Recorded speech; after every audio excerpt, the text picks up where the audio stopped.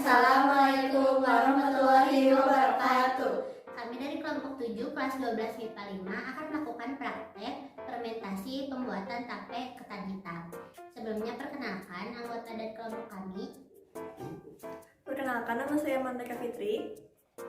Perkenalkan, nama saya Florisita Simbolon.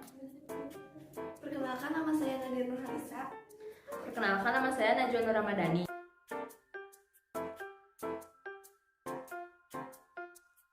Yang pertama ada materi pendahuluan. Praktikum ini merupakan salah satu penerapan dari materi bioteknologi konvensional. Menurut Saidah pada tahun 2021, bioteknologi konvensional adalah bioteknologi yang memanfaatkan secara langsung mikroorganisme seperti bakteri ataupun jamur dan melibatkan proses fermentasi untuk menghasilkan produk ataupun jasa.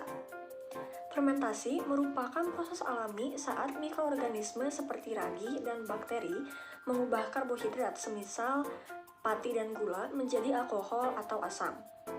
Dalam proses ini, alkohol atau asam berperan dalam pembuatan pengawet alami yang dapat membuat makanan tersebut menghasilkan rasa yang berbeda.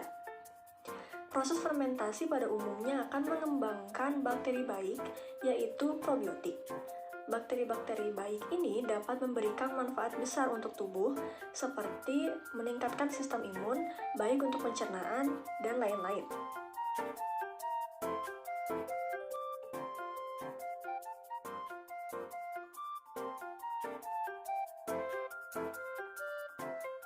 Cara kerja yang pertama yaitu cuci ketan hitam hingga bersih, kurang lebih 5 kali pencucian. Setelah itu, rendam ketan hitam dalam air selama minimal 8 jam. Setelah direndam, bilas kembali ketan hitam tersebut. Setelah dibilas, rebus ketan hitam selama kurang lebih 10 menit atau sampai air rebusannya surut. Selama direbus, aduk-aduk ketan hitam agar bawahnya tidak gosong.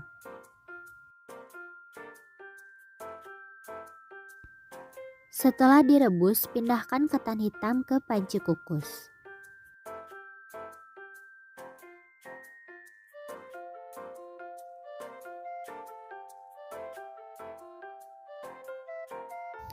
Setelah direbus, kukus ketan hitam selama 30 menit.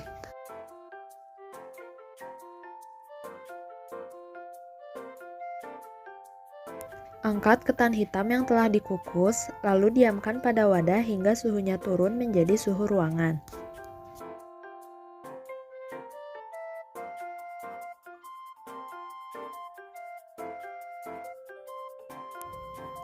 Selanjutnya, haluskan ragi tapai lalu taburkan di atas ketan hitam dan campur sampai rata.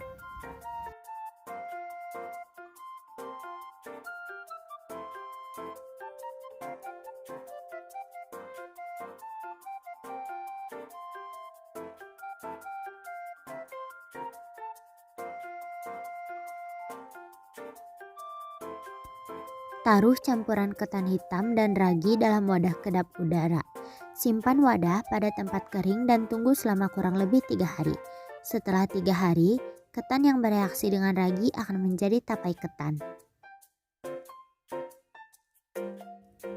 Hasil dari proses fermentasi yang kami dapatkan adalah ketan hitam yang telah diberi ragi dan didiamkan selama 3 hari berubah menjadi tapai.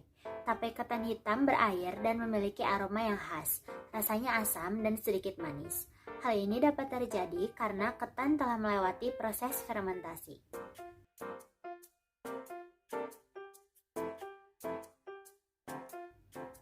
Tapai ketan hitam merupakan makanan tradisional Indonesia hasil fermentasi dari beras ketan sebagai bahan baku dengan mengikut sertakan aktivitas kupang dan kamir yang terdapat dalam ragi. Tapai merupakan jenis makanan yang memiliki rasa asam dan manis dan mengandung alkohol.